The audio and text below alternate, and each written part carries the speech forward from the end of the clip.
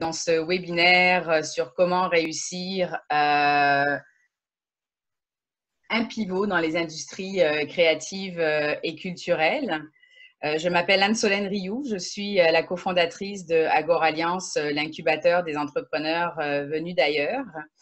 La raison pour laquelle nous avons décidé de faire ces webinaires sectoriels, c'est aussi pour rebondir bien évidemment sur l'actualité. Nous avons déjà fait un webinaire sur le pivot dans la restauration, le pivot dans le commerce de détail, mais bien entendu, les industries créatives et culturelles, de par leur format, subissent de plein fouet la crise actuelle. Et il faut quand même réaliser que les industries créatives et culturelles sont définitivement un levier de développement économique pour la métropole et pour le Québec au complet d'ailleurs. Ça représente, d'après le dernier rapport de la Chambre de commerce Montréal métropolitain, quand même 9,4 milliards de retombées économiques pour le Québec, donc 6,6 en retombées directes. Ça représente 4,7% de l'emploi total de la métropole. Donc, on voit à quel point cette industrie a vraiment un gros impact économique. Puis, au-delà des retombées économiques, ce secteur contribue définitivement aussi à stimuler ce qu'on appelle le tourisme culturel, l'un des segments notamment donc, de l'industrie touristique qui connaît la plus forte croissance actuellement dans le monde.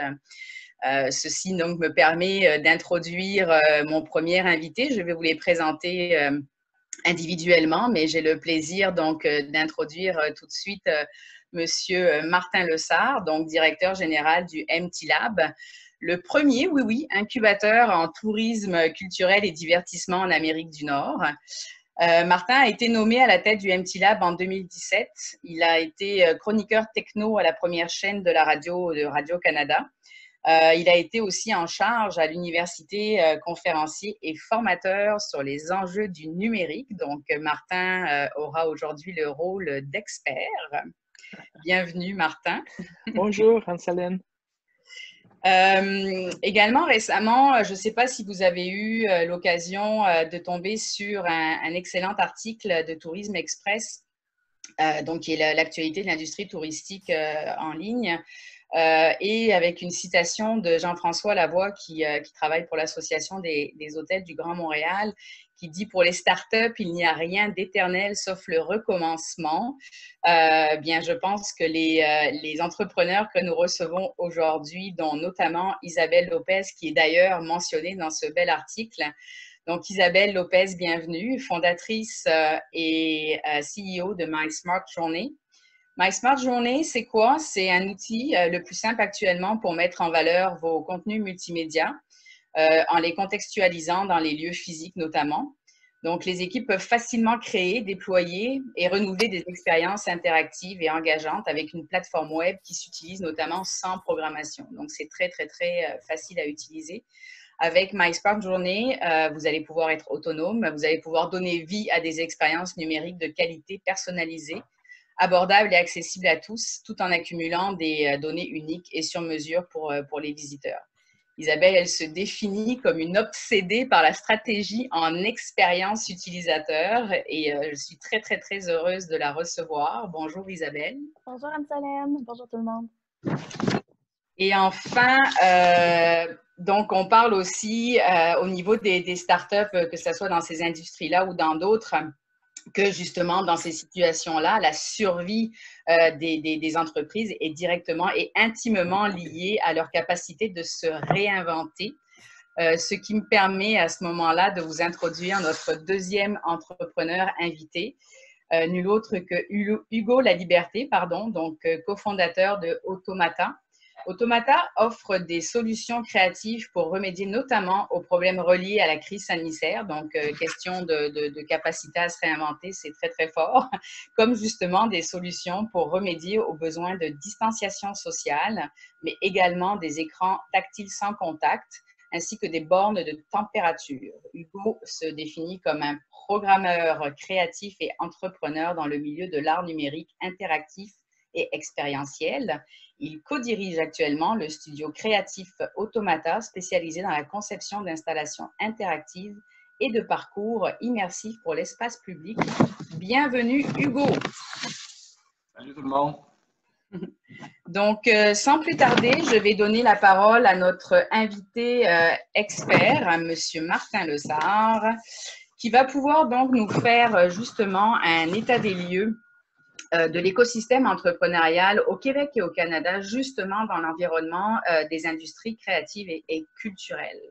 Martin, je te donne la parole. Ah, ton micro est coupé. Voilà, c'est fait. Merci beaucoup, Anne-Solène. Peut-être pour rebondir sur ce que tu disais, l'article que tu parlais, tu citais comme quoi que les startups sont condamnées à recommencer. Je crois que c'est moins le narratif du mythe de Sisyphe qu'il faut prendre plutôt que le mot qu'on emploie souvent dans le monde des startups, le pivot, donc c'est-à-dire de pouvoir toujours changer. Et effectivement, c'est tout à fait normal, qu'importe comment on l'appelle, recommencement au pivot. Si on est un entrepreneur, surtout au tout début, sinon on devient juste un chef d'entreprise, mais un entrepreneur est toujours capable de voir les opportunités, donc de s'adapter. Et je crois que dans le monde dans lequel on est, cette suite de pandémies, de sortie de confinement, peut-être reconfinement, effectivement, la flexibilité est très, très appréciée. Dans le monde des startups, je ne sais pas si vous les connaissez bien, en tout cas, le monde montréalais entre les startups, ici, on est peut-être 1000, 2000 startups. C'est toujours très difficile d'évaluer, peut-être plus 2500 en fait. Mais c'est un écosystème assez vivant quand même. Donc, de ce côté-là, c'est peut-être quelque part très techno, mais le côté culture créative existe aussi, même s'il ne s'identifie pas sous le terme de start-up. Peut-être on va dire entreprise innovante ou créative, ils vont peut-être plus s'identifier. Et dans ce cadre-là, on pourrait dire que plus que 1000 ou 2000 compagnies, il y en a peut-être beaucoup plus. Donc, à Montréal, effectivement, c'est un milieu relativement jeune. Ça fait peut-être une dizaine d'années que ça existe. On est rendu avec facilement 30, 40 programmes d'incubation, d'accélération. Je veux dire, en plus, c'est un milieu universitaire. On est rendu avec 4 universités, mais si on inclut les universités de Sherbrooke et autres, on est plus genre vers 11 établissements universitaires. Il y a 30 incubateurs, accélérateurs. Donc, effectivement, c'est un endroit où on peut grandir et croître. Donc, c'est une question de savoir aussi dans quel écosystème qu'on se trouve. Donc, souvent, il y a peut-être des sous-groupes. Donc, dans le monde peut-être plus précis des industries créatives et culturelles, je dirais que c'est quand même un milieu enfin, qui en partie vit de subventions. Donc, il faut quand même juste le savoir. Donc, ça veut dire que c'est soit on est très créatif et donc c'est la subvention qui va nous aider, ou soit qu'on est plus en mode service et donc c'est plus le genre du ministère de l'économie, développement économique Canada qui va nous aider. Mais quand même, les industries créatives, c'est quand même une industrie très importante au Québec. Pour ceux qui ne le connaissent pas, c'est quand même un élément fort de notre culture, de notre identité. Si on se fie à une étude qu'il y a eu peut-être quelques années, c'est un secteur quand même très dynamique. On parle de facilement de 1 milliard de dollars canadiens par année que ça amène à l'économie canadienne. Donc, on voit quand même que c'est quelque chose qui fonctionne très bien. C'est quand même des emplois très qualifiés, surtout quand on est dans la technologie, les effets spéciaux, les jeux vidéo. Donc, avec un taux de croissance quand même important qui quelque part, en fait, le monde créatif dépasse quand même le monde audiovisuel. Puis en général, même au niveau de la culture en général, c'est comme les entreprises innovantes ou enfin créatives en culture sont même 4 fois plus performantes que la culture en général. Donc, c'est comme un endroit très, très intéressant. Peut-être que pour préciser aussi, ce que le MT Lab fait, juste pour moi que vous sachiez, le MT Lab est un incubateur dédié au tourisme, culture et divertissement. Donc, dans la définition du mot culture que nous, on l'emploie, on n'est pas tout culture au complet. On est la culture qui fait déplacer des gens. Donc, de ce côté-là, il existe d'autres incubateurs aussi au Québec et à Montréal qui fait la culture, donc comme la piscine, par exemple, qui est très dédiée sur la création culturelle, et Zoo, qui est très dédié aussi à la propriété intellectuelle, ou des événements culturels. Donc, c'est à nous trois, on arrive à couvrir enfin, à servir ou à soutenir les créateurs ou les entrepreneurs en tourisme. Ce que je peux peut-être vous dire aussi de plus par rapport au MT Lab, pour au moins vous situer un peu où est-ce que je me situe, c'est que nous, l'incubateur, il est spécialisé non pas pour une idée ou le prototypage, mais bien pour l'adéquation au marché. Si on prend mettons, il existe une courbe de survie d'une startup. Souvent, au début, quand on crée notre startup, ben, the sky is the limit et donc tout est possible. Donc, notre taux de survie semble infini. Mais rapidement, souvent, les compagnies vont tomber parce que l'idée, elle existe déjà, elle est infaisable. Ou alors, on arrive au prototypage, ça coûte trop cher ou c'est difficile ou on n'a pas les compétences. Souvent, c'est rendu là que le nombre de startups qui démarrent diminue drastiquement. Mais là où c'est le plus difficile, c'est quand on dit qu'on arrive sur l'adéquation au marché, de tester, d'avoir de la traction. C'est souvent là que c'est le bas blesse et la plupart des compagnies tombent au combat à ce niveau-là. Souvent, on appelle ça cette courbe-là qui descend. On dit que c'est la vallée de la mort et que ça va remonter après pour certaines qui auront réussi leur adéquation sur le marché. Ils vont pouvoir commercialiser et ensuite pouvoir trouver du financement. Mais c'est vraiment une étape très difficile. Nous, on se spécialise vraiment dans cette étape-là. Nous avons 11 grands partenaires qui s'impliquent pour justement coacher et suivre les startups pour s'assurer qu'elles ont une meilleure adéquation. Une meilleure adéquation ne veut pas dire que la solution, elle n'est pas bonne, elle est juste, est-ce qu'elle est adéquate pour le monde du tourisme, de la culture et du divertissement, pour accueillir des visiteurs, accueillir les touristes, pour entertainer les visiteurs sur une place publique ou pas, ou alors pour améliorer l'expérience dans un lieu où il y aurait un événement, que ce soit un colloque d'affaires dans un palais des congrès ou alors dans un musée. Donc, nous, on est vraiment spécialisés pour s'assurer que la compagnie qui a déjà eu son idée, qui l'a validé, qui a un bon prototype, puisse savoir si ça vaut la peine de continuer. Donc, c'est de ce côté-là que nous, on se situe par rapport à ce qu'on discute aujourd'hui. Peut-être que je peux peut-être continuer sur l'écosystème montréalais, quand même dire qu'au fond, le gouvernement récemment, avec la crise, a quand même une certaine ambition, en tout cas, d'aider le milieu culturel par rapport au milieu créatif. Il y a quand même, je pense, 70 millions, un peu plus que 70 millions pour soutenir des entreprises et des organismes culturels. Donc, c'est quand même de l'argent qui circule. Donc, ça veut dire que pour vous, entrepreneurs, il y a quand même de l'argent qui est là, il y a de l'argent qui circule. Donc, il y a peut-être moyen de soit de faire du travail avec ces organismes-là, ou soit pouvoir en profiter, vous, directement. Il y a aussi, je pense, un peu moins que 15 millions qui vont être donnés au milieu culturel pour les aider à rentrer sur le numérique. Donc, une très grande opportunité. D'une certaine manière, c'est du rattrapage. Peut-être que c'est pas de l'innovation, mais c'est du rattrapage. La culture, depuis 5, 10, 15, peut-être même 20 ans, je dirais peut-être pas manqué le virage, mais n'a pas pris le plein potentiel du numérique et il y a un certain rattrapage de ce côté-là. Donc, de l'argent est investi, un peu moins que 15 millions. C'est peut-être pas beaucoup, mais sinon, pour ceux qui ont des solutions numériques, c'est peut-être une occasion en or. Il y a aussi un petit peu moins que 15 millions, je pense que c'est 13 millions pour promouvoir la culture québécoise de grande envergure, des projets de grande envergure. Donc, si vous avez des outils ou un certain service ou produit qui peut aider cette culture québécoise à pouvoir faire des projets de grande ambition, ben, de l'argent circule en ce moment. Si vous êtes moins intéressé par Montréal, sachez au moins qu'au Canada, les deux autres grandes villes, il y a peut-être un petit peu plus, mais on peut quand même dire que Toronto et Vancouver qui se débrouillent très bien. Montréal, par rapport à Vancouver et Toronto, on est un peu plus petit, on est moins global encore. Je veux dire, c'est assez nouveau. À Toronto, c'est beaucoup plus développé. Donc, si vous cherchez quelque chose qui est plus en lien avec l'international, Toronto est un écosystème de ce niveau-là et c'est idéal pour le financement. L'argent est souvent là. Ça veut dire qu'il n'y en a pas à Montréal, mais il y en a un petit peu plus à Toronto. Par contre, le combat est plus féroce. Côté Vancouver, c'est un autre écosystème de niveau international, donc on peut être fier d'avoir ça ici au pays. Et la proximité relative de Silicon Valley en fait quelque part un genre de Silicon North, donc pour ceux qui sont intéressés. Puis, ben, à Montréal, en tout cas, je crois que c'est pas la qualité de vie qu'on reste ici. Souvent, les startups reviennent ici parce qu'il y a une qualité de vie pour démarrer. Montréal est idéal pour ça. Donc, c'est à vous de voir. Vous pouvez peut-être vous déplacer. Je crois que démarrer à Montréal, c'est un bon endroit. Et dans le cadre de l'industrie créative et culturelle, ben, si vous êtes dans le monde des jeux vidéo, des FX, du multimédia, ben, c'est effectivement Montréal, c'est la plaque tournante pour ça.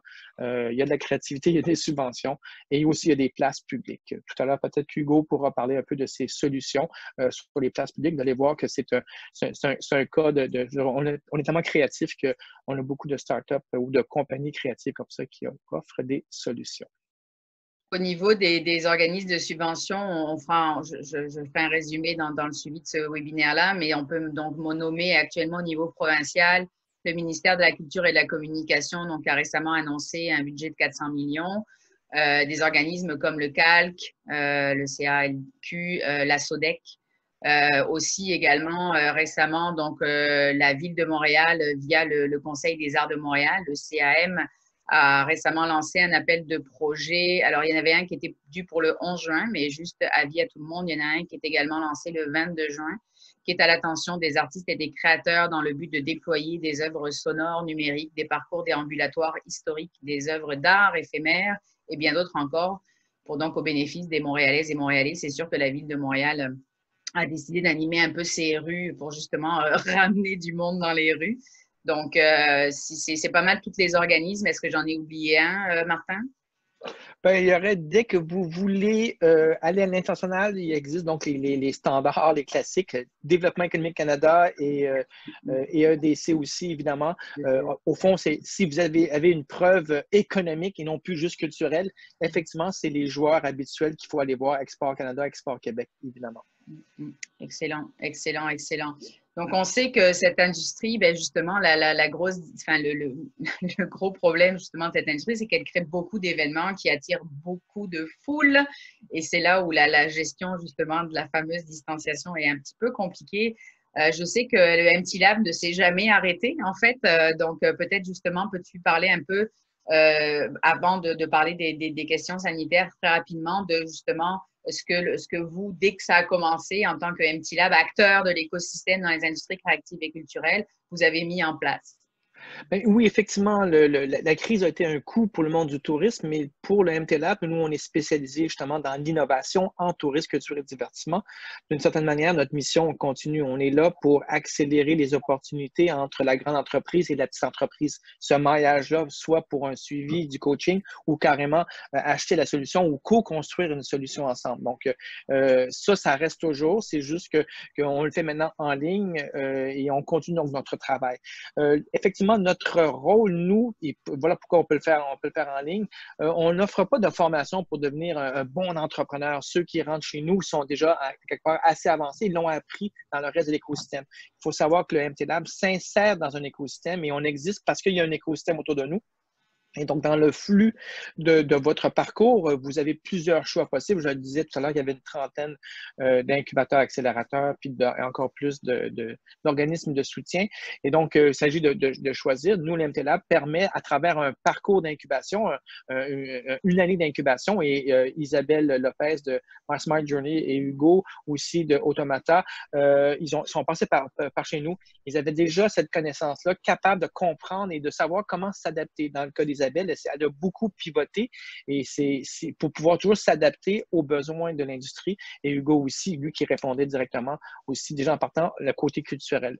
Nous, donc, on offre ce parcours-là, on offre aussi des appels à expérimentation. À chaque fois, c'est pour savoir est-ce que votre solution répond à un besoin. Parce qu'on peut imaginer qu'on a créativement, ou en tout cas, soit au niveau technologique ou au niveau de la créativité pure, on pense que c'est génial ce qu'on fait. Puis ça, je pense que je crois que dans un monde de marché, c'est le marché qui décide si c'est vrai ou pas que votre idée a un avenir économique, qu'elle a un avenir créatif, ça, c'est tout à fait autre chose. Souvent, il y a des subventions qui permettent de pouvoir aider les créateurs, mais la portion économique, c'est le marché qui décide. Et nous, par des appels d'expérimentation, on est capable de pouvoir voir, à travers nos 11 grands partenaires qui sélectionnent les startups qui répondent à des besoins ou à des axes d'innovation prioritaires, de pouvoir dire, oui, ceci répond à des besoins, ceci devrait être modifié un tout petit peu pour répondre aux besoins du marché. Donc, les appels d'expérimentation, on fait des activités de maillage d'affaires. On vient de lancer un programme qui s'appelle le Sprint Relance qui permet de pouvoir faire des preuves de concept.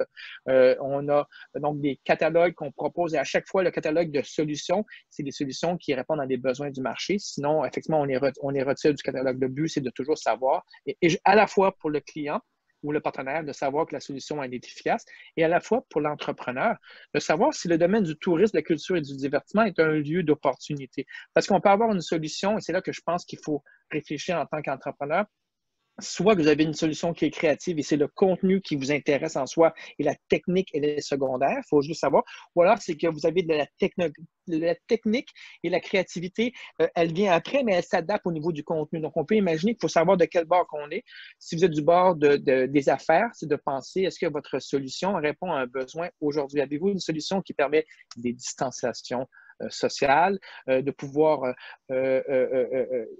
s'intéresser à l'aspect accueil et sanitaire en ce moment au niveau des musées et au niveau des lieux touristiques. Donc, tout ce genre de questions-là, vos compétences qui existent d'un côté peuvent s'adapter à ce monde-là. C'est donc juste de réfléchir et de trouver les moyens de savoir si ça répond à un besoin. Absolument. Ben justement, en parlant de besoins, il faut répondre aux besoins actuels et justement pour connaître éventuellement ces besoins, il y a des grandes questions sanitaires qui sont notamment liées à cette industrie-là.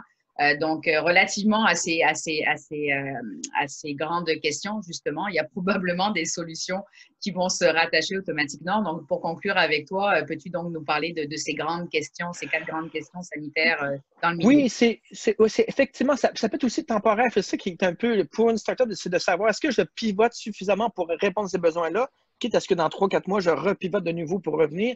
C'est assez difficile. Mais si votre solution, on l'appelle un pivot, des fois un pivot à 45 degrés, juste changer 2-3 trucs, le temps que ça réponde à un besoin, ça vaut la peine d'y réfléchir. Et si votre solution, votre compétence, ce que vous avez à offrir, permet de répondre à ces 4 grands axes je pense, qui résument bien la pression actuelle pour toute l'industrie culturelle et touristique et événementielle. C'est si vous avez quelque chose qui permet de faire respecter les distanciations sociales. Puis par respecter les distanciations sociales, je pense qu'il faut aller au-delà du mot respecter, parce qu'on peut imaginer qu'on fait une barrière, qu'on met des trucs physiques, mais on peut imaginer aussi que c'est un jeu, que c'est une manière de communiquer, qu'il y a une expérience à travers ça. Donc, tout ce qui permet de rendre la distanciation sociale agréable, une expérience intéressante, ou qui permet de pouvoir accélérer, fluidifier un parcours ou la visite ou l'acquisition de clients. Ça, c'est des besoins criants en ce moment dans toute l'industrie et en particulier dans le monde touristico-culturel. Si vous avez aussi des solutions ou des compétences qui permettraient d'offrir une prestation de service sans contact, ça intéresse aussi. Le sans contact, c'est essentiel. Souvent, on dit que c'est sanitaire ce qu'on a, puis tout d'un coup, à la toute dernière seconde, on doit appuyer sur des boutons sur une machine ou appuyer sur un écran, puis c'est comme genre, c'est effrayant. Si vous pouvez offrir une solution, souvent, ça peut être une solution de rattrapage. Les sans contact existent depuis plusieurs années, mais si vous pouvez la remettre d'une manière efficace et rapide, ça, c'est une réponse qui répond à ce qui est demandé dans l'écosystème en ce moment. Si vous avez des solutions qui assureraient l'hygiène personnelle et collective. Donc, ça peut des fois des installations auxquelles vous n'avez peut-être pas pensé, qui tout d'un coup, en rajoutant du savon, du parfum, de l'eau, ou qui permet justement de pouvoir, soit collectivement ou individuellement, de pouvoir s'assurer qu'on respecte les règles sanitaires, de se laver les mains, d'avoir un masque, de ne pas se toucher. Ça aussi, c'est très apprécié. Et quatrième grand mettons, besoin en ce moment, cet été jusqu'à cet hiver, à mon avis, c'est aussi de bâtir une confiance sanitaire à la destination. C'est-à-dire que vous pouvez avoir tous les outils, donc un outil de distanciation sociale, offrir des services sans contact, avoir des solutions d'hygiène personnelle et collective, c'est bien, mais si moi, je ne me déplace pas parce que je n'ai pas confiance, ben, il n'y aura pas de déplacement. Or, le déplacement en culture et en tourisme veut dire de l'argent. S'il y a de l'argent, ça veut dire qu'il y a une économie. S'il y a une économie, ça veut dire que quelque part, on peut prospérer à la fois l'entrepreneur et le client. Donc, si vous avez quelque chose, une manière, un jeu, un outil qui permettrait de rendre confiant le visiteur, le voyageur, de se rendre quelque part dans un musée, dans une destination, ça aussi, c'est très apprécié. Donc, ces 4 grands axes-là, respecter la distanciation sociale, une offre de prestation de services sans contact ou des solutions d'hygiène personnelle ou collective, donc de groupe dans un événement ou juste pour un individu. Ou alors, vous avez une solution pour bâtir la confiance sanitaire à destination. C'est les 4 grands besoins qui circulent en ce moment. Et je me permettrai de les remettre donc dans le suivi après le webinaire. Puis ça me permet, merci infiniment Martin pour ces précisions, de faire une belle transition vers notre première invitée. Parce que justement, elle répond à quelques-uns de ses besoins. Donc, écoutez, sentez-vous bien à l'aise aussi tous les deux donc, de rebondir sur les propos de l'un ou l'autre. On a quelques questions qui vous concernent respectivement, mais sentez-vous bien à l'aise, je vous dis, d'intervenir l'un et l'autre sur les propos. Moi, j'ai eu la chance donc de discuter un peu au préalable avec Isabelle, puis j'ai trouvé ça très, très drôle. qui quand même, depuis le début de My Smart Journey, utilise des technologies sans contact, mais qui a pris comme soudainement conscience que ce sans contact-là devenait une vraie valeur ajoutée dans ce contexte de crise sanitaire. Donc, est-ce que tu peux justement nous présenter ton pivot comme la fameuse technologie sans contact et voir justement comment tu as adapté ton approche vis-à-vis de tes clients? Donc là, je mélange un petit plusieurs choses, mais comment tu as adapté ton approche pour justement présenter ce pivot à tes clients et potentiels clients? Oui, ben écoute, nous autres, à la base, on est un système qui permet de diffuser des informations dans les lieux publics. Alors, quand il n'y a plus de lieux publics ou les lieux publics sont redéfinis, les cartes sont rebrassées un petit peu.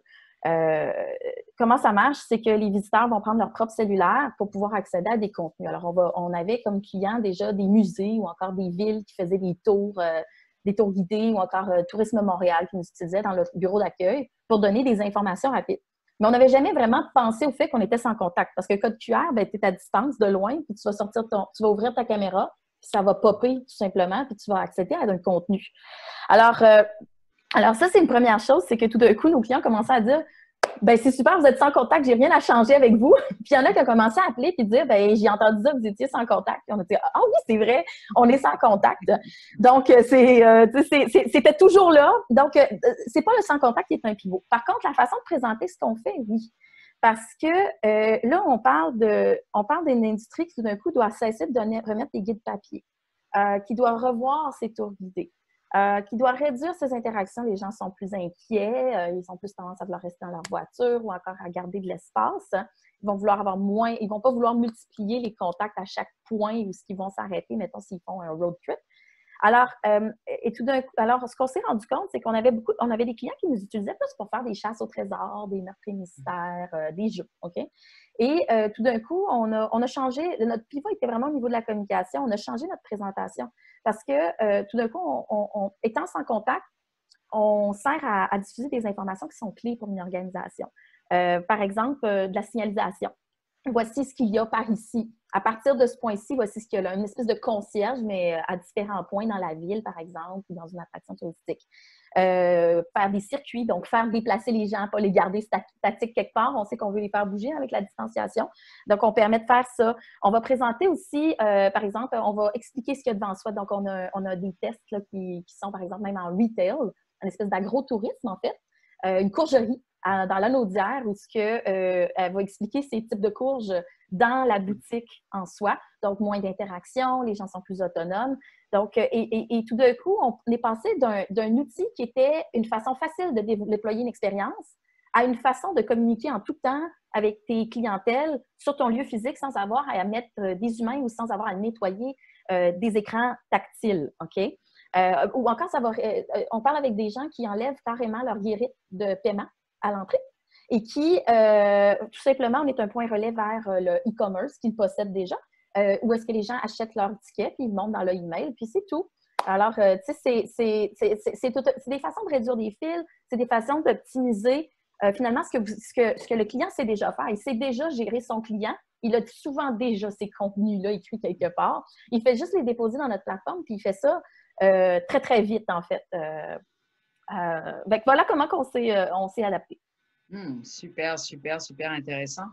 Et justement, le fameux pivot, vous l'avez fait. Puis ça, c'est un pivot, comme disait Martin, donc soit on parle de pivot opportunité, soit on parle de pivots qui vont durer. Techniquement, tes nouveaux produits peuvent continuer à durer. Bien, absolument, parce que je pense pas que les gens vont cesser de se préoccuper finalement de la transmission de quoi que ce soit qui est invisible. Je pense que les gens vont être plus conscients de ça. Quand ils sont avec leur cellulaire, c'est un appareil dont ils ont confiance, qui est toujours dans leurs mains ou dans leur poche, donc un peu une extension d'eux-mêmes. Mais aussi, c'est un appareil qu'ils comprennent et qu'ils connaissent. Fait qu'en termes d'adoption technologique, c'est beaucoup plus facile. On parle beaucoup de numérisation des organisations, notamment en tourisme, il y a énormément de financement là-dessus. Mais il y en a peu, mais tu sais, souvent, c'est toute une courbe d'apprentissage pour l'organisme, mais aussi pour le visiteur qui va devoir changer ses pratiques. Alors que nous autres, on offre quelque chose, tu sais, tu disais que j'étais obsédée par la stratégie d'expérience utilisateur. On a pris en fait toute l'expérience de déployer une expérience technologique pour un client. Là, donc, moi, j'avais travaillé avec plein d'organisations, puis c'était toujours un mal de tête, faire un projet techno. Puis on s'est dit, bon, comment qu'on enlève tous les points de friction, que ça soit super facile? Par exemple, un des récents déploiements qu'on a, c'est le musée d'histoire de Sherbrooke. Le musée d'histoire de Sherbrooke nous a appelé un mercredi en disant « Bon, ben, on peut rouvrir dans une semaine. » Puis là, ben moi, j'enlève tous mes écrans tactiles, toutes mes petites bornes. J'ai plein de trucs par exemple, ils avaient une espèce de, comme une opératrice téléphonique de l'époque, là. Ouais, elle met les choses. Puis là, tout d'un coup, il dit, on ne peut pas toucher ça. Puis il a dit, on veut mettre votre système. Alors là, par exemple, dans une semaine plus tard, c'était installé, puis c'était en application, puis c'était prêt à mettre. Donc, parmi les choses qu'on a changées aussi, c'est nos processus, parce que les clients nous appellent, puis ils sont très pressés, mais très, très, très pressés. Fait qu'on a vraiment tighté nos processus internes, là, puis on les a, on s'est beaucoup ajusté là-dessus, puis surtout, on fait tout à distance maintenant. Fait qu'on a développé des façons d'essayer d'expliquer ce qu'on fait, mais à distance, sans toucher, parce que nous autres, d'habitude, on livre des objets physiques. Là, je suis en train de regarder si j'en ai un proche, mais on va livrer des objets. Ça, c'est par exemple, vous mettez votre contenu, puis on va livrer des objets physiques. Puis, il y a quelque chose qui est fait pour le client à son image, avec sa couleur. C'est pas un tableau blanc, là, ça, c'est juste un démo. Là. Mais tu sais, on va livrer ça. Donc, il faut comment les faire sentir, le toucher à distance. C'est toutes des petites adaptations. Comment tu fais, justement? Pour de vrai, là, on va le prendre, puis on va le présenter, puis on va en avoir dans nos mains, puis on va montrer d'autres exemples. On va faire scanner les gens à distance. On va leur montrer, bon, ben, tu sais, voici, c'est une chose, ça, c'est un jeu. On va montrer un truc. Ça, c'est un autre client qui a fait ça. Ben, regardez, j'en ai une ici. Ça, c'est une affiche faite par un ancien client. Vous voyez, vous pouvez le scanner, puis moi, je vais vous montrer avec mon cellulaire. Puis là, je le montre, puis là, ça apparaît. Puis ils font comme, OK, je comprends. Puis, tu sais, ils appellent un autre, tu sais, mettons, c'est un musée, ils vont appeler un autre musée, puis ils vont dire, hey, toi, tu l'as installé, comment ça se passe? Ils sont comme, ah, c'est cool, c'est vraiment le fun, ils réagissent vite. Puis là, ils sont comme, OK, je suis rassurée. Puis, on va jouer justement sur une triangulisation de zones de confiance. On a des clients qu'on est chez eux depuis près de 2 ans. Il y en a là-dedans qui nous ont passé sur leur expo permanente. Fait que ça, c'est des consécrations, entre guillemets, que comme jeune start-up, on n'avait pas. Les gens passaient leur temps à nous demander « Ouais, mais allez-vous survivre? » Ce qui est une question pertinente, là. Tu sais, allez-vous survivre? Moi, j'étais comme « Oui, on va survivre! » Je veux! Mais je veux survivre! Mais c'est ça, c'était comme nice try. Mais, tu sais, on avait même mis un partenariat en place avec une agence web qui vraiment, pratiquement avait un email qui disait « Oui, nous allons reprendre son produit et le maintenir si jamais il crash. » Mais ça a duré environ 3-4 mois. On a eu plusieurs clients, puis après ça, cette question-là n'était plus là. Mais c'est toutes sortes de petites choses qui créent la confiance puis qui créent le sentiment qu'on va être là pour eux. Parce qu'un projet techno, c'est stressant. Puis tu as toujours peur qu'il n'y ait pas d'after-sales, qu'il n'y ait pas de service. Là. Donc, nous autres, on leur donne un plan, on leur montre qu'est-ce qu'on va faire ensemble, puis tout ça. Et souvent, là, on passe moins de 10 heures avec nos clients. Ils sont super autonomes, puis on n'en entend plus parler pendant 6 mois, 1 an.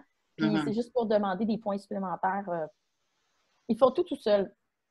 Ben justement, pour rebondir sur le fameux parcours client et l'importance du service à la clientèle, l'écoute des feedbacks, être toujours là pour eux. Je vais te poser une dernière question avant de passer à Hugo. Justement, il y a un tas d'actions, un tas de subventions qui ont été mises en place pour les subventions, etc., etc. Mais toi, tu es allé vraiment aussi dans ta démarche avec les clients. Bon, c'est sûr que tu dois être en train de regarder ce que tu peux prendre pour toi en tant qu'entreprise, mais tu as aussi pris le parti très intéressant et encore super important pour assurer un beau service à la clientèle, c'est de voir éventuellement les approches vis-à-vis de tes clients pour les aider à trouver eux-mêmes du financement pour faire appel à tes produits et services. Absolument. On a des listes qu'on a créées aussi avec le feedback des clients aussi. Ils ont dit, moi, j'ai utilisé tel fonds, tout ça. Il y a des fonds plus rapides que d'autres aussi. Fait qu'on commence à les connaître dans leur région. Fait qu'on va remettre à des clients intéressés des listes de subventions. Il faut savoir qu'on correspond à des critères de tout ce qui est la numérisation organisationnelle, la revalorisation ou encore l'innovation de la relation client. Fait que ça, c'est des gros pans là, de subventions. Puis, on coche toutes les cases, réellement, là, tu sais, c'est ça qu'on appelle les comités, on leur dit, est-ce qu'on coche les cases, tu sais, puis on donne des documents qui aident à faire ça, on donne des présentations qui aident à faire ça. Donc, ça aide beaucoup. Aussi, notre coût est très bas, en fait. Notre coût pour partir avec nous autres est entre 7 500 et 12 000 selon le déploiement qu'ils veulent faire. Fait que souvent, ce qu'ils vont faire, c'est qu'ils vont nous mettre sur leur budget d'opération pour déployer vite, mais ces subventions-là financent la création des contenus qui vont dessus. Donc, ils vont être capables d'aller rechercher un autre 70 000 après ça pour pas tous les contenus, toute la gestion, tout ça. Fait que c'est une façon de le faire à 2 vitesses, finalement. Voilà, c'est ce qu'on fait avec eux. Ben, c'est une très, très, très bonne démarche. Donc, c'est une façon d'être proactif avec eux, puis de faciliter finalement, de faire appel avec eux. Ce qui me permet, merci infiniment Isabelle, très, très, très intéressant de rebondir donc maintenant sur, avec Hugo, en fait, qui lui a vécu tout à fait le même, la même situation et qui a dû effectivement faire un pivot parce qu'au départ, c'était très dans le tactile, dans le toucher, donc tout ce qui n'est pas sanitaire finalement. Donc, merci Hugo donc, d'être là ce matin encore une fois. Et ben justement, versus Isabelle qui avait déjà cette technologie, toi, est-ce que tu peux nous parler donc du pivot que tu as dû faire pour repenser une technologie sans contact, justement, donc pour t'adapter aux nouvelles normes de sécurité sanitaire? Ben, c'est ça, en fait, nous autres, notre espèce de tagline avant la crise, ça a toujours été, on fait des installations interactives, des parcours immersifs avec pas de casque. Fait que, dans le fond, c'est un petit peu le même équivalent, on pourrait dire aujourd'hui qu'avec pas de contact. Il faudrait qu'on change le wording, là. Mais c'est qu'on a toujours essayé de travailler sans se soucier d'utiliser, mettons, un casque de réalité virtuelle ou des technologies, des objets connectés ou quoi que ce soit. Pas qu'on s'en empêche 100% du temps, mais la plupart du temps, on essaie de travailler avec des idées ou des systèmes qui vont être très...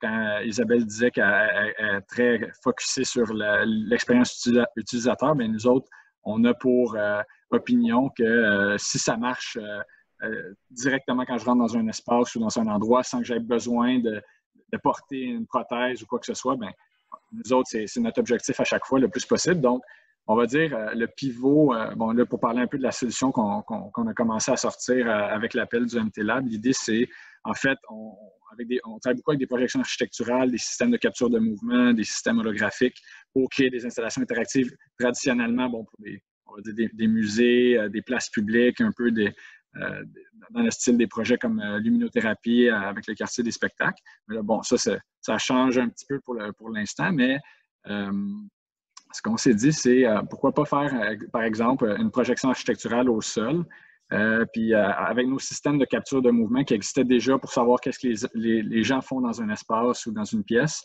détecter la distanciation en temps réel entre les personnes, puis la projeter dans un premier temps au sol. Donc, quand les gens bougent les uns vis-à-vis les autres, ça affiche le fameux 2 mètres de distance, mais également rendre ça un petit peu plus fun puis funky.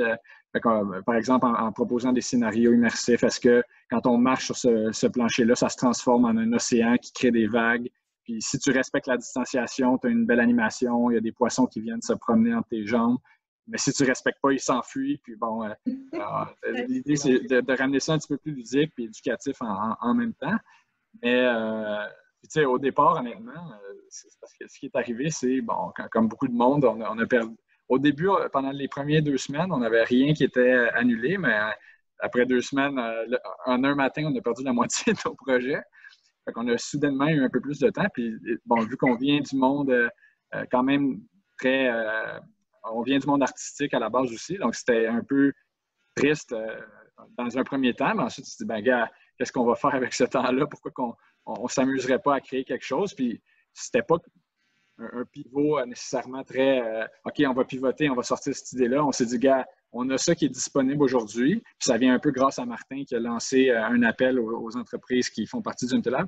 On dit, c'est prêt, c'est disponible. Est-ce qu'il y a réellement un intérêt? Puis nous, en un après-midi, on avait sorti un prototype. Puis ça a l'air qu'il y a un certain intérêt pour cette solution-là. Là. Donc, ça fait partie quand même aussi, c'est ça, de notre ADN de créateur, à un moment donné aussi créer pour créer, mais s'il y a une utilité, tant mieux. Et également, il y a le côté, on a la double carte d'être des créateurs très technologiques aussi. On vient souvent s'imbriquer avec, soit qu'on a le contrôle du contenu puis du message qu'on veut passer, mais certainement, on peut travailler avec un lieu ou un endroit pour faire passer leur contenu. Donc, on a comme le côté technologique et la mentalité de recherche et développement. Donc, on est souvent en train de inventer des nouveaux principes d'interaction justement avec pas de casque ou avec pas de contact, peu importe comment qu'on va l'utiliser. Mais c'était un peu naturel de juste expérimenter. On est toujours en train d'expérimenter, crise ou pas crise. Maintenant, mettons qu'on a un petit peu plus de temps pour expérimenter ces temps-ci, mais bon, ça, c'est la réalité pour tout le monde, là.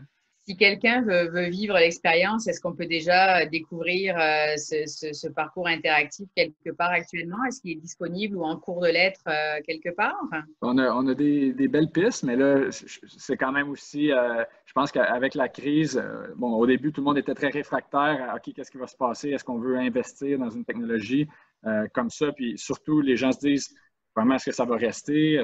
Fait que, on est en pourparlers, puis il y a peut-être des trucs qui seraient à très court terme pour cet été qui seraient disponibles. Encore là, tout le monde dit comment que l'été est presque annulé à Montréal, là. Fait que on espère, mais sinon, c'est ça, ce qui est intéressant, c'est que la technologie en elle-même, on l'utilisait avant la crise pour faire des scénarios immersifs. Fait que nous, on le voit comme quelque chose qui peut être, qui persisterait dans le temps par la suite pour le côté, justement, bon, un peu les mêmes aspects que My Smart Journey, mais c'est-à-dire qu'on peut faire une signalétique, on peut faire quelque chose de très immersif, passer un message culturel ou un contenu par la mise en situation au lieu de le faire par, on va dire, lecture d'une fiche ou quelque chose comme ça. On priorise la mise en situation, justement. Fait que, on est sur des belles pistes, mais je pense qu'on est dans un processus, nous autres, de vente qui est un petit peu plus long. Ce qui était déjà notre cas avant la crise aussi. On est dans des projets souvent qui sont au minimum du 3 à 6 mois en cycle de vente, des fois un peu plus. Fait que ça s'en vient, on espère. Donc, il va falloir retrouver des systèmes, comme dit Isabelle, qui accélèrent les processus de réalisation et de mise en place. Oui. Donc, tu disais qu'effectivement, ces solutions de distanciation, elles pourraient perdurer après la crise. Au niveau du défi de la commercialisation, es-tu allé, comment dire, frapper à la porte de tes clients actuels ou en as-tu profité en fait pour développer une autre clientèle?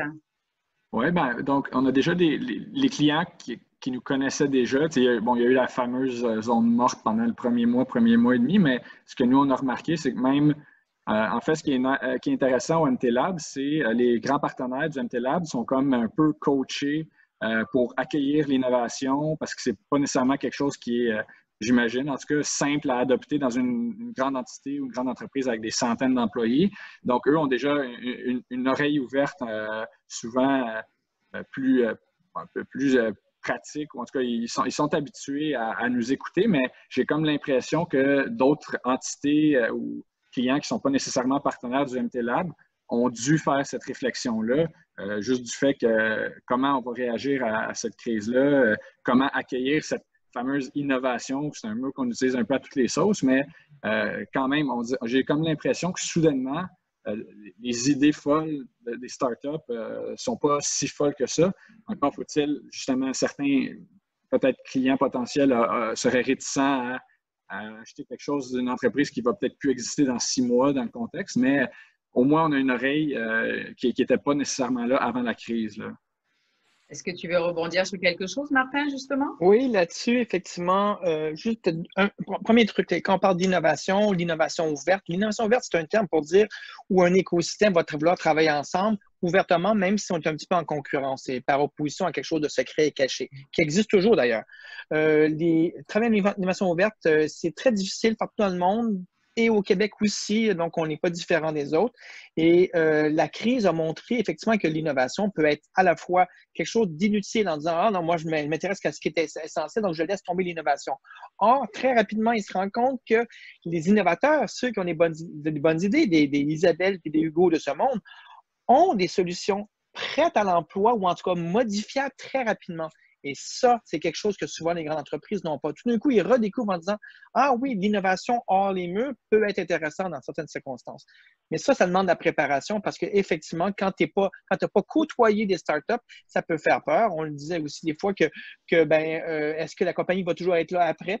Est-ce qu'elle sait comment fonctionne une grande entreprise? Puis effectivement, je crois que le rôle du MT Lab, c'est de favoriser des deux côtés ce travail de connaissance l'un de l'autre. Mais oui, en ce moment, la crise, à mon avis, a montré que l'innovation, une certaine innovation, celle qui apporte des gens ou qui rend sécure des relations entre les gens, c'est une innovation que les grandes compagnies ne peuvent pas développer par elles-mêmes en ce moment. Et c'est là que les innovateurs peuvent trouver leur place. Ouais, c'est sûr, ils ne sont pas aussi agiles. Ben, merci infiniment à vous trois. Je vais profiter des dernières minutes pour donner peut-être la parole à certaines des personnes qui suivent ce webinaire et qui auraient des questions à poser soit à Martin, soit à Isabelle, soit à Hugo. Simplement, donc, rallumez votre micro et posez votre question. Comme on est assez nombreux, je ne vois pas toutes les images, mais allez-y, osez.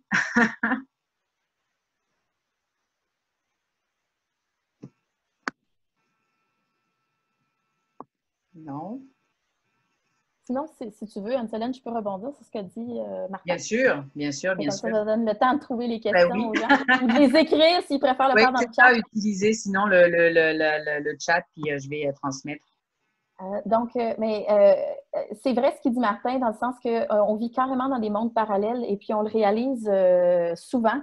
Récemment, par exemple, on a eu quelques présentations clients où ce qu'ils me disaient oui, mais quand même, il faut falloir bien s'arrimer puis bien préparer pour réussir à faire ça. Il faut avoir du temps devant nous pour déployer. Je leur dis ah ouais, mais pourquoi vous dites ça? Puis ils disent ben oui, parce que ça va être compliqué, ça va être long. Là, je leur dis, OK, ben, on va aller sur la plateforme, puis on va juste s'amuser. C'est quoi donc le sujet que vous vouliez parler? Puis là, on l'a fait live. Puis j'ai dit, bon, ben, ça a pris 3 minutes.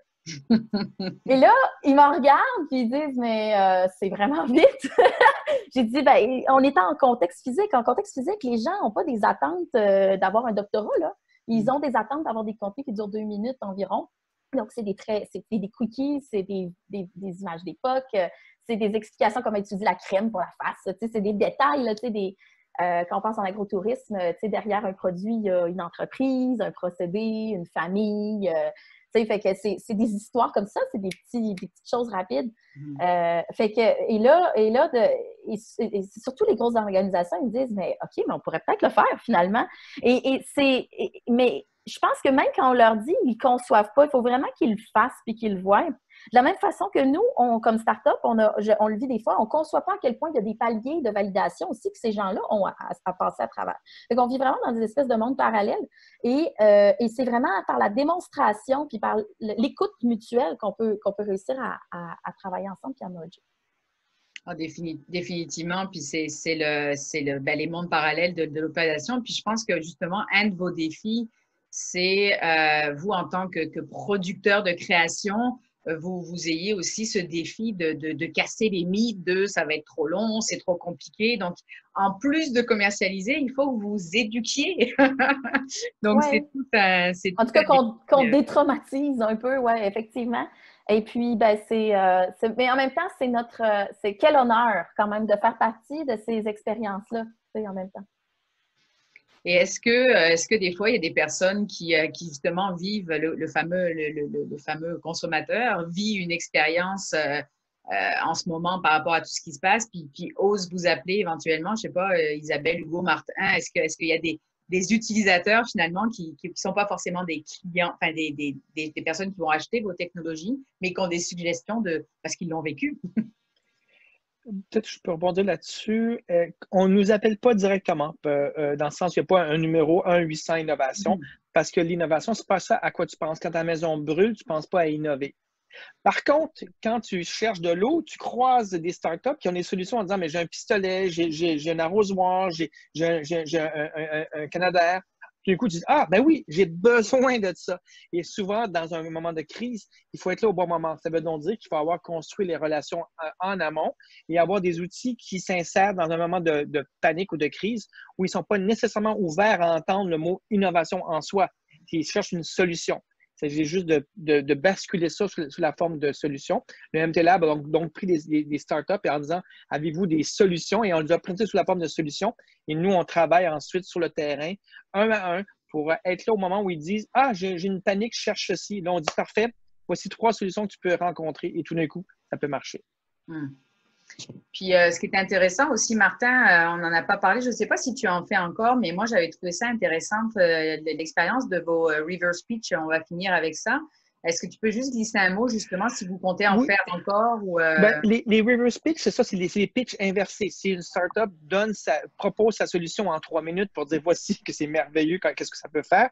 Un partenaire qui fait un pitch inversé, s'il dit voici mes besoins qui n'ont pas été répondus ou qu'est-ce que je cherche. Souvent, quand c'est trop précis, je veux exactement ceci, ça s'appelle un appel d'offres, c'est pas un pitch inversé. Et quand c'est trop vaste, ça s'appelle la recherche et développement. Entre les deux, le pitch inversé, c'est j'ai des grands besoins dans ce domaine-là, des axes d'innovation. Nous, on collige ces axes d'innovation-là et les partenaires nous proposent des besoins.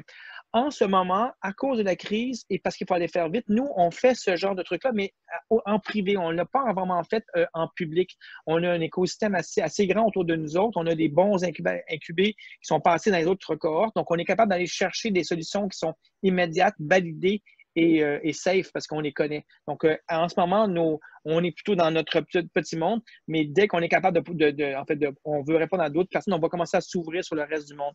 Mais oui, c'est une méthode pour n'importe quel incubateur qui veut faire ça, qui aurait des partenaires, d'amener les partenaires à s'exprimer sur les besoins. Nous, on a réussi. Les fameux 4 axes au niveau du sanitaire ont été, remontés de cette manière-là à travers nos partenaires. Très, très, très intéressant. Je donne encore la chance à quelqu'un si vous voulez poser une question à nos 3 invités. Sinon, je vais clôturer cette belle rencontre. Vraiment, merci infiniment, Martin, Isabelle et Hugo, pour ce contenu très, très pertinent. J'ai reçu quelques messages en privé de certaines relations super intéressants, etc. Donc, ils les ont mis en privé, mais je partage avec vous quand même. Donc, sur ce, ben, merci encore infiniment. Je veux juste annoncer donc aux personnes qui nous suivent, c'est sûr que vous êtes probablement fortement intéressés par les industries créatives et culturelles, mais comme je vous le disais, on organise donc différents webinaires sur le même principe en fait. Et le prochain webinaire est le 29 juin, donc sur comment réussir un pivot dans les industries manufacturières avec une entrepreneure assez exceptionnelle. Et aussi, donc, pour vous présenter, parce qu'on a utilisé beaucoup le mot pivot, hein, donc c'est très, très d'actualité en ce moment, justement. Et chez Agoralliance, nous avons monté donc un parcours de 40 heures, justement pour accompagner les entreprises dans toutes les sphères de la validation d'hypothèses, de la résilience du modèle d'affaires jusqu'à la commercialisation, que vous pourrez donc trouver sur notre site web agoralliance.com. Sur ce, encore une fois, merci, merci, merci, merci à mes invités. J'aurais encore parlé des heures et des heures avec vous.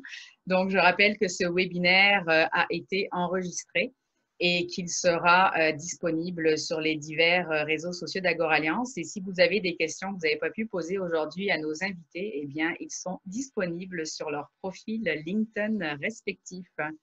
Merci à tous encore et je vous souhaite une très, très, très belle fin de journée. Merci beaucoup.